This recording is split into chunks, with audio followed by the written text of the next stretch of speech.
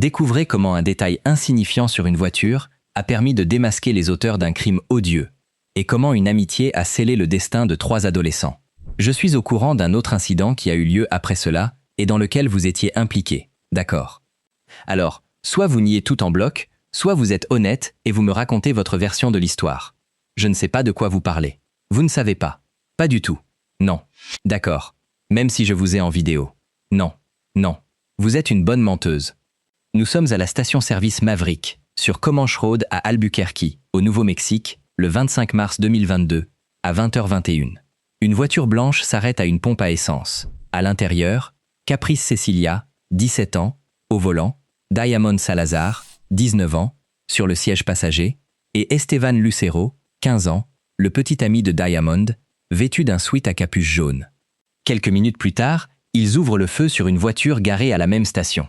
À l'intérieur de cette voiture se trouvait une femme de 21 ans nommée Kayla Montagno. Son fiancé était avec elle, ainsi que son enfant de 7 ans. Kayla Montagno n'avait absolument rien à voir avec la raison de leur présence à cette station-service. Elle ne les connaissait pas, ils ne la connaissaient pas. Ils ont tiré sur la mauvaise voiture. Les détectives disposent des images de vidéosurveillance. Ils ont identifié la voiture de Caprice grâce à une éraflure sur le pare-choc avant. Ils ont les cheveux ombrés de Diamond, visibles à la caméra. Et ils ont quelque chose que Diamond ne sait pas encore. Dans une pièce au bout du couloir, sa meilleure amie, Caprice, est sur le point de tout leur raconter. Kayla Montagno avait 21 ans. Elle était à une station-service avec son fiancé et son enfant de 7 ans. C'est tout ce qu'elle faisait. Elle était assise dans une voiture, à une station-service, avec sa famille un vendredi soir. Elle n'était pas impliquée dans un vol. Elle n'était pas impliquée dans une dispute. Elle n'était pas membre d'un gang. Elle n'était pas au mauvais endroit au mauvais moment. Elle était dans un endroit parfaitement normal, à un moment parfaitement normal. Les mauvaises personnes l'ont trouvée. Des semaines avant la fusillade, Diamond Salazar et Caprice Cecilia ont tenté d'acheter une arme via télégramme. L'affaire a mal tourné. Diamond a été frappé avec la crosse d'une arme à feu et son sac à main a été volé. Au lieu d'appeler la police, le groupe a décidé de régler l'affaire lui-même. Le 25 mars, Diamond, Caprice et le petit ami de Diamond, Esteban Lucero, 15 ans, se sont rendus à la station-service Maverick pour rencontrer des associés et discuter du vol. Pendant qu'ils étaient là, quelqu'un du groupe a cru reconnaître un véhicule lié aux personnes qui les avaient volés. Ils se sont trompés. Le véhicule appartenait à Kayla Montagno. Elle n'avait absolument aucun lien avec le vol. Des membres armés du groupe ont ouvert le feu. Kayla a été tuée par balle. Son fiancé et son enfant ont survécu. Les détectives ont récupéré des images de vidéosurveillance claires et lumineuses qui ont tout enregistré. La voiture blanche de Caprice, avec une éraflure distinctive sur le pare-choc avant, les cheveux ombrés de Diamond, le sweat à capuche jaune d'Esteban et la fusillade elle-même. Ils disposaient également de données de localisation téléphonique, plaçant les 3 suspects à la station. Ils les ont tous les 3 interrogés séparément. C'est là que les détectives ont fait preuve d'une grande intelligence. Ils n'ont pas commencé par poser des questions sur la fusillade. Ils ont commencé par poser des questions sur le vol. Alors, vous étiez avec votre petite amie, vous avez dit. Oui, j'étais avec ma petite amie. D'accord. Où étiez-vous? Sa maison est dans le quartier de Comanche. J'en suis presque sûr. Quartier de Comanche. D'accord. Comment s'appelle votre petite amie? Elle s'appelle Diamond. Diamond. D'accord. Pourquoi était-ce si difficile de dire ça? Parce que je ne veux pas vous donner le nom de ma petite amie. Je comprends. Très bien. On va s'en tenir à Diamond pour l'instant. Ça vous va? D'accord. Donc, vous étiez chez Diamond, près de Commercial. Vous savez plus ou moins où j'ai trouvé Commercial? Non, je ne sais pas. D'accord. Elle est venue me chercher, puis sa mère et elle sont venues me chercher, et ensuite je suis allé chez elle. D'accord. Depuis combien de temps sortez-vous avec Diamond? Environ 2 semaines. Environ 2 semaines. D'accord. À quoi ressemble Diamond? Elle est grande. Elle est grande. Elle a les yeux marrons. Les yeux marrons. Elle est du genre. Ses cheveux sont plus foncés aussi. D'accord. Elle n'est pas super grande. D'accord. Donc, elle est aussi grande que vous. Parce que vous êtes. Non, pas aussi grande que moi. Genre, un peu plus petite. D'accord. Donc, elle est un peu plus grande pour une femme. Oui. D'accord. Elle est jolie. Oui. Très bien. Il faut choisir les jolies. Comment l'avez-vous rencontrée? Comment dire? Je sortais de l'école et sa meilleure amie va à l'école de la mère de son bébé. Alors ils appellent ça une école. Oh, d'accord. Vous avez des photos d'elle? Oui, elle venait la chercher et je lui ai parlé. D'accord. Vous savez quoi? Ma femme m'a calmé il y a 30 ans. Je courais probablement partout comme vous, mais je me suis marié jeune, et maintenant, depuis 30 ans, je suis un peu plus stable, n'est-ce pas? Alors, les filles peuvent parfois améliorer les choses. Parfois, elles peuvent aussi nous empirer. Il faut donc faire attention. Pensez-vous que cette fille va vous améliorer ou vous empirer? M'améliorer. Très bien, bon travail. Le détective fait deux choses à la fois. Il établit un rapport, pose des questions sur la petite amie, partage un détail personnel, rend l'ambiance de la pièce conversationnelle, mais il établit aussi un fait. Esteban était chez Diamond. Il a une petite amie nommée Diamond. Ce sont des détails qu'Esteban donne volontairement parce que la question semble inoffensive. Dans 10 minutes, ces détails deviendront des preuves. Vous savez de quoi je parle? Non. Non. Pas du tout. Pas du tout. Non, je ne sais pas. Il s'agissait d'une fusillade qui a eu lieu dans une station-service. D'accord. Regardez à quelle vitesse l'ambiance de la pièce change. Il y a 30 secondes, il parlait de petites amies. Maintenant, le mot fusillade est dans l'air. Et le langage corporel d'Esteban passe de détendu à rigide. La réponse verbale est « non, monsieur ». La réponse physique est différente. Je vais regarder votre téléphone. Et votre téléphone va me dire où vous avez été. D'accord. Parce qu'à chaque fois que nous ouvrons notre téléphone et que nous faisons des choses sur notre téléphone, il y a une localisation. D'accord. Vous allez changer. Oui. D'accord. Maintenant, dites-moi ce que vous faisiez. Je sais que c'est un peu difficile. Mais pas le vendredi dernier, mais le vendredi d'avant. Où étiez-vous? J'étais à la maison. Vous étiez à la maison? Oui. Qui était? Avec qui étiez-vous à la maison? Mon petit frère et ma mère. D'accord. Donc vous étiez à la maison. Savez-vous de quel vendredi soir je parle? Non, monsieur. D'accord. Alors comment savez-vous que vous étiez à la maison? Parce que je suis toujours à la maison avec ma mère et eux les jours de semaine. D'accord. Et un vendredi soir? D'accord. Non. Attendez. J'étais peut-être chez ma petite amie. Je ne sais pas. Était-ce? D'accord. Donc pas le vendredi dernier. Demain c'est vendredi, n'est-ce pas? Donc pas le vendredi dernier, mais le vendredi d'avant. Je ne sais pas. C'était le 25. La date exacte, le 25 mars. Non. Je ne sais pas. Vous étiez à la maison. D'accord. Je n'ai pas été à l'école ce jour-là. Vous n'êtes pas allé à l'école. Et pourquoi n'êtes-vous pas allé? Je ne me sentais pas bien. D'accord. J'avais mal à la gorge. Oh, oui. Vous savez quoi, Esteban? Je vais vous croire jusqu'à ce que vous me donniez une raison de ne pas vous croire. Très bien. Très bien. Très bien. Et je veux croire cette partie parce que je crois que c'est vrai. D'accord. Je vais vous poser d'autres questions, parce que je pense qu'il y a des informations que vous connaissez et que je veux vous demander, et j'espère que vous pourrez me dire la vérité. D'accord. Donc, vous n'êtes pas allé à l'école. Qui appelle quand vous n'allez pas à l'école? Eh bien, il n'appelle généralement pas. Comme votre mère n'appelle pas l'école pour dire « Eh, machin ne va pas à l'école ». Non, elle n'appelle que pour l'école de mon petit frère, parce qu'à mon école, il n'appelle généralement pas. D'accord. Donc, si je vérifie avec l'école secondaire Freedom. Oui, l'école secondaire Freedom, ils vont montrer que vous n'étiez pas à l'école ce jour-là. Oui, monsieur. D'accord. Et toute la journée, vous êtes resté à la maison. Oui, monsieur. Vous n'êtes pas allé à l'école parce que vous avez dit que vous aviez mal à la gorge. D'accord. Comment vous sentez-vous après ça? Je vais bien. Mieux. D'accord. J'ai encore une petite toux cependant. D'accord. Donc, votre téléphone va me dire que vous étiez chez vous sur la rue Louisiana. Oui, monsieur. Oui, monsieur. Très bien. Que se passe-t-il s'il me dit quelque chose de différent? Je ne sais pas. Qu'est-ce que vous voulez dire, vous ne? Que se passe-t-il s'il vous dit quelque chose de différent? Alors il me dit que vous me mentez, n'est-ce pas? D'accord. D'accord. Et ce n'est pas correct. Voulez-vous mentir à la police? C'est une enquête sérieuse. Et vous allez soit vous aider en étant honnête, soit vous enfoncer davantage en mentant. Je vais tourner la page. D'accord. Je vais tourner cette page, cela signifie que nous commençons une nouvelle page. Cela signifie que vous soyez honnête. Dites-moi ce que vous savez. Je ne sais pas. C'est ce que je sais. Je vous ai dit la vérité. Un jeune de 15 ans vient de s'engager sur une affirmation que les données GPS de son téléphone confirmeront ou détruiront. Le détective lui a offert une porte de sortie. Je vais tourner la page. Cela signifie que vous recommencez à zéro. Esteban ne l'a pas saisi. À 15 ans, il a choisi le mur et il va le tenir. Dans le couloir, les détectives avaient une conversation très différente avec Diamond Salazar. Je suis au courant d'un autre incident qui a eu lieu après cela, et dans lequel vous étiez impliqué. D'accord. Alors soit vous niez tout en bloc, soit vous êtes honnête et vous me racontez votre version de l'histoire. Je ne sais pas de quoi vous parlez. Vous ne savez pas. Pas du tout. Non. D'accord. Même si je vous ai en vidéo. Non. Non. Écoutez la différence entre Diamond et Estevan. Estevan a dit « Non, monsieur », avec l'hésitation d'un adolescent qui sait qu'il ment.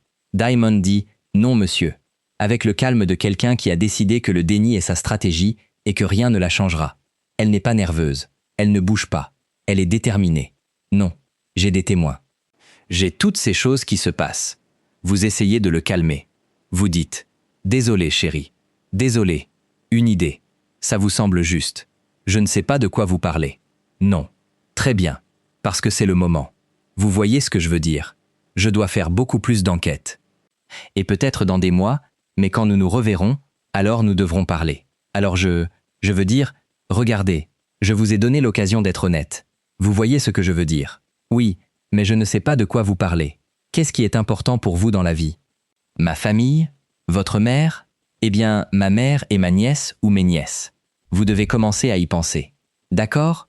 Parce que vous pouvez être un témoin dans cette affaire et me dire ce qui s'est passé, ou vous pouvez faire partie de tout ce fiasco. Vous pouvez être un témoin. Dites-moi comment. Je ne lui ai pas dit de rester dans la voiture. Je n'ai pas dit à Tyrese de tirer. De quoi parlez-vous? D'accord. Ou vous pouvez être ce que vous faites en ce moment. Et puis, avez-vous déjà entendu parler de conspiration? J'ai déjà été accusé de conspiration. Quel genre d'accusation? Agression aggravée, arme mortelle, conspiration avec une minute où il faisait un vol. D'accord. Ou en 4e, je ne me souviens plus. Mais ce n'était pas ma faute. J'étais juste dans la voiture. Ils m'ont laissé partir. Je ne sais pas. Mon dossier est vierge. D'accord. Le détective vient d'offrir à Diamond la chose la plus précieuse dans une enquête pour meurtre. La chance d'être un témoin plutôt qu'une accusée. Il l'a dit clairement. Vous pouvez me dire ce qui s'est passé et être du bon côté de cette affaire, ou vous pouvez nier et être accusé de tout. Diamond a choisi le mur. La même phrase pour la 5e fois. Je ne sais pas de quoi vous parlez. Elle a choisi un mur qui lui coûterait 19 ans de sa vie. Et puis, avez-vous déjà entendu parler de conspiration? J'ai déjà été accusé de conspiration. Quel genre d'accusation? Agression aggravée, arme mortelle, conspiration avec une minute où il faisait un vol. Ou en 4e, je ne me souviens plus. Mais ce n'était pas ma faute. J'étais juste dans la voiture. Ils m'ont laissé partir. Je ne sais pas. Mon dossier est vierge. D'accord. Donc, similaire à ça. D'accord. Mais si vous me dites que vous n'étiez pas là et que vous ne savez rien de tout ce que je vous ai présenté, vous me dites ces choses. Et si je découvre quelque chose de différent, ça va paraître vraiment, vraiment mauvais parce que je sais déjà que vous étiez là. Vous savez ce que vous pouvez me dire à ce sujet. Estevan, votre petit ami. D'accord. Je sais qui il est. D'accord. Ce n'est pas mon petit ami. Cependant. D'accord. Quand vous étiez ensemble quand cet incident s'est produit. J'essaie juste de savoir. Ma fille. Elle vient de dire au détective qu'elle a déjà vécu ça. Elle a été accusée de conspiration. Elle était juste dans la voiture cette fois-là aussi, et elle s'en est sortie. Ce n'est pas une confession. C'est un rapport de stratégie. Elle dit au détective « Je sais comment ça marche. Je m'en suis déjà tiré. La dernière fois, j'ai tout nié et je suis reparti libre. » Elle utilise la même tactique. Mais cette fois, la personne sur laquelle elle compte pour garder le silence est sa meilleure amie. Et sa meilleure amie est dans une pièce au bout du couloir, enceinte de 4 mois, avec un détective qui est sur le point de lui montrer les images de surveillance de la station-service. Votre mère, je ne veux pas l'appeler tante parce que je sais que vous l'appelez un peu maman, avait décrit certains événements qui s'étaient produits. Je suppose que ça fait un certain temps maintenant. Oui, vous pouvez me dire combien de temps? Alors parlez-moi de ça. Eh bien, je suis juste allé, j'allais chercher quelque chose, et quand je suis allé le chercher, j'ai été volé sous la menace d'une arme. Et ce n'était pas vraiment une si grande chose. J'ai juste été frappé avec la crosse de l'arme quelques fois, et c'était fini après ça. Rien de vraiment grave ne s'est passé. Donc, vous avez été frappé avec la crosse de l'arme. Oui. D'accord. Je vais vous poser quelques questions. C'est pourquoi je voulais m'assurer de vouloir vous poser quelques questions à ce sujet. D'accord. Donc vous dites. En commençant par le début. Vous souvenez-vous plus ou moins quand cela s'est produit? Non. Vous savez comme une heure approximative. En mars. Mars, d'accord. Et vous souvenez-vous du jour de la semaine peut-être? Non. Je ne sais pas. Vous souvenez-vous si c'était la nuit, le matin? C'était vers 17h, 18h, Vers 17h ou 18h le matin ou le soir. Le soir. Et maintenant vous avez dit que vous alliez chercher quelque chose. Oui. Qu'est-ce que quelque chose? Je sais ce que votre mère m'a dit. D'accord. Donc, c'est au-delà de ça. J'allais chercher une arme. D'accord. Vous alliez chercher une arme. Merci d'être honnête. Donc, vous alliez chercher une arme.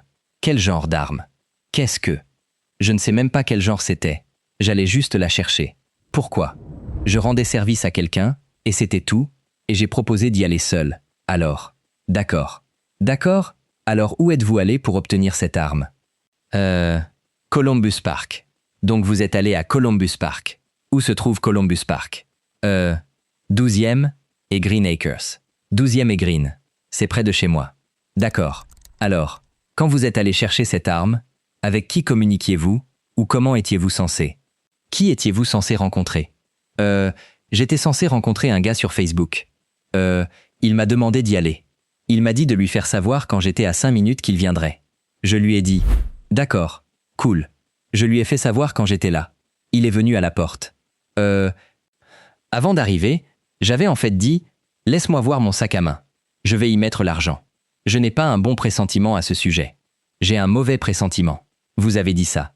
Oui, je l'ai dit. J'ai un mauvais pressentiment à ce sujet. Alors, il est venu vers la voiture, m'a donné la boîte.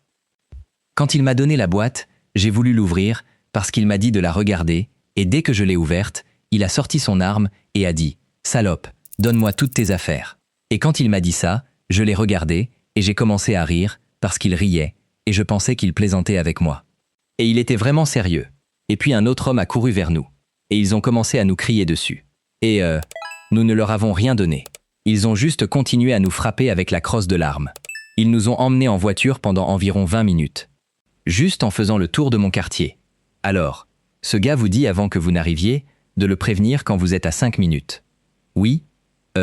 Donc, comment communiquez-vous? Facebook à Facebook? Ou comment lui parlez-vous? Telegram. Qu'est-ce que c'est que Telegram? C'est une nouvelle application. Oh mince! Juste quand on s'habitue à quelque chose, oubliez ça. Donc, Telegram. Donc, vous lui parlez sur Telegram. Oui, d'accord. Et puis, à 5 minutes, vous avez dit que vous avez mis l'argent, dans mon sac à main. Dans votre sac à main parce que vous aviez un mauvais pressentiment. Oui. Alors, combien d'argent aviez-vous et combien alliez-vous acheter l'arme? $650. Et vous aviez-vous $650 en espèces? Oui, j'avais un peu plus aussi, mais j'avais les 650. Et vous l'avez mis dans votre sac à main? Oui. Quel genre de sac à main aviez-vous? C'était un sac à main Guess de couleur beige. En fait, ils me l'ont pris quand tout est arrivé. D'accord. Mais ils n'ont pas pu prendre l'argent parce que je me suis baissé pour prendre mon sac à main parce qu'ils l'ont demandé. Quand ils l'ont demandé, j'ai pris l'argent. J'ai été très astucieuse avec ça. Je l'ai rentré dans mon... Je portais un pantalon de jogging rose ce jour-là. Donc je l'ai rentré dans mon pantalon de jogging et... Donc ils n'ont pas eu l'argent. Non, ils n'ont pas eu l'argent, mais ils ont pris mon sac à main. D'accord. Donc, vous avez rentré l'argent dans votre pantalon de jogging rose. Oui. C'est le cheval de Troie. Le détective ne pose pas de questions sur la fusillade à la station-service. Il pose des questions sur le vol qui a eu lieu des semaines plus tôt. Et parce que Caprice pense être la victime de ce vol, elle répond librement. Elle n'a aucune raison de cacher des détails sur un crime commis contre elle. Mais chaque détail qu'elle donne, la voiture blanche, les 4 portes, le fait que Diamond était avec elle, est un détail qui correspond aux images de vidéosurveillance de la station-service. Elle construit le dossier de l'accusation sans savoir qu'il existe. Je l'ai trouvé. Ils avaient découvert, je l'ai trouvé sur l'application « Localiser mon iPhone ». Oh, d'accord. Où l'avez-vous trouvé? C'était genre sur Gibson. Donc vous l'avez trouvé près de Gibson, et vous vous souvenez d'où d'autre? Non, c'est tout ce qu'il m'a dit. C'était Gibson. Comment avez-vous? Comment l'avez-vous trouvé? C'est fou. Le père de mon enfant a récupéré le téléphone pour moi. Le père de votre enfant. Donc vous avez des enfants. Je suis enceinte. Oh, je suis désolé. Oui, je n'ai pas entendu. Vous me l'avez dit. Désolé. Oh non, c'est bon. À combien de mois en êtes-vous? J'en suis à 4 mois. Oh, waouh. Donc vous êtes enceinte de 4 mois, et c'est votre première grossesse. D'accord. Le père de votre enfant, vous ne vous entendez pas bien avec lui. Vous voulez élever cet enfant seul. Oui. Quel genre de mère pensez-vous que vous serez? J'espère être une bonne mère. Le détective vient de demander à Caprice, 17 ans et enceinte de 4 mois, quel genre de mère elle pense être. Cette question ne concerne pas l'éducation. Il s'agit d'établir ce que Caprice a à perdre.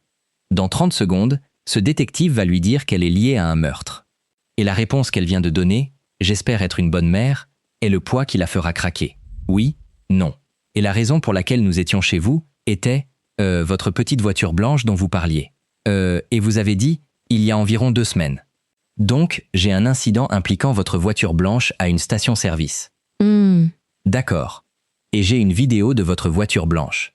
La raison pour laquelle je peux dire que c'est votre voiture blanche est que vous avez des marques distinctives sur votre voiture à l'avant. Il y a eu. Quoi qu'il soit arrivé à l'avant, il y a comme une éraflure ou quelque chose, comme une égratignure. C'est comme, au lieu d'être blanche, il y a comme une marque noire d'environ 10 cm.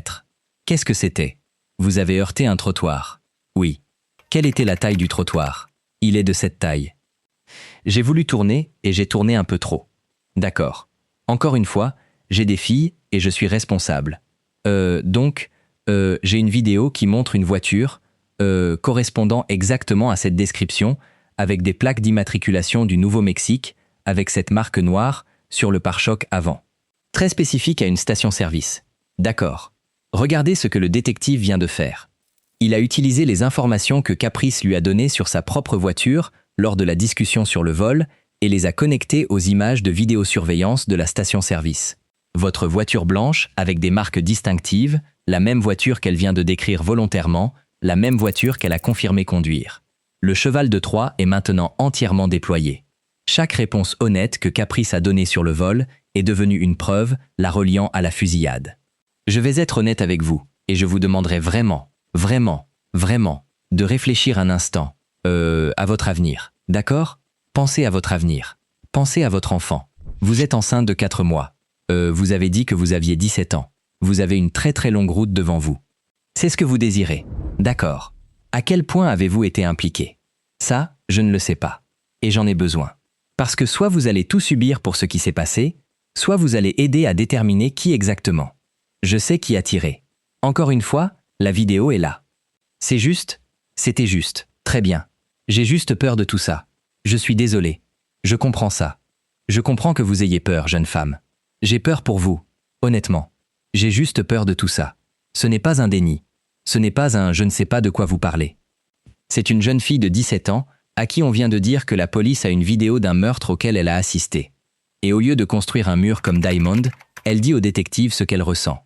Elle a peur, et les gens qui ont peur parlent. D'accord. Très bien. Eh bien, dites-moi comment vous vous êtes retrouvé là-bas. Maintenant, dites-moi la station-service où vous vous êtes retrouvé. Je vais tourner la page parce que c'est là que vous allez commencer à me dire la vérité sur ce qui s'est passé là-bas. D'accord. Quelle station-service c'était? Marathon. Où était-ce? Clément. D'accord. Dites-moi ce qui s'est passé. Nous allions juste rencontrer le gars. Parce que j'étais avec des gars qui étaient. Eh bien, les gars sont venus juste pour leur parler de la situation. Nous n'étions pas au courant de quoi que ce soit qui allait se passer. Nous ne savions pas que quelque chose allait se passer. Nous étions juste là pour parler. Elle est prise. Le mur est tombé. Mais écoutez ce qu'elle fait. Elle avoue être là tout en se distanciant de la violence. Nous étions juste là pour parler. Nous ne savions pas que quelque chose allait se passer. Elle négocie son niveau d'implication en temps réel, essayant de se placer sur les lieux, mais en dehors du cercle de responsabilité. Mon amie avait, je suppose, la voiture dont elle se souvenait et qui était arrivée. Elle se souvenait d'eux, genre, nous avoir volé ou quelque chose comme ça. Et tout ce dont je me souviens, c'est l'autre voiture qui a baissé la fenêtre. Et je suppose que je me suis baissé dans la voiture et j'ai honnêtement juste entendu des coups de feu et c'est tout. Je suis juste resté dans la voiture. Eh bien, combien de coups de feu avez-vous entendu? Je ne sais même pas. On ne compte pas combien j'en ai entendu. Beaucoup. Oui, beaucoup. 2 mots qui portent le poids de la mort d'une femme de 21 ans. Caprice s'est baissée. Elle a entendu les coups de feu.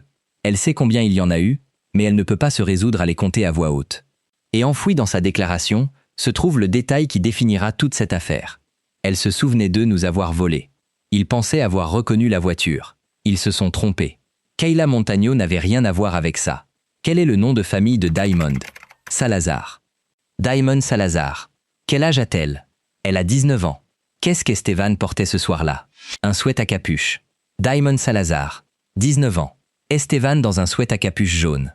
Le même sweat à capuche jaune visible sur les images de vidéosurveillance de la station-service. Chaque nom, chaque détail, chaque vêtement que Caprice fournit se verrouille dans les preuves que les détectives ont déjà.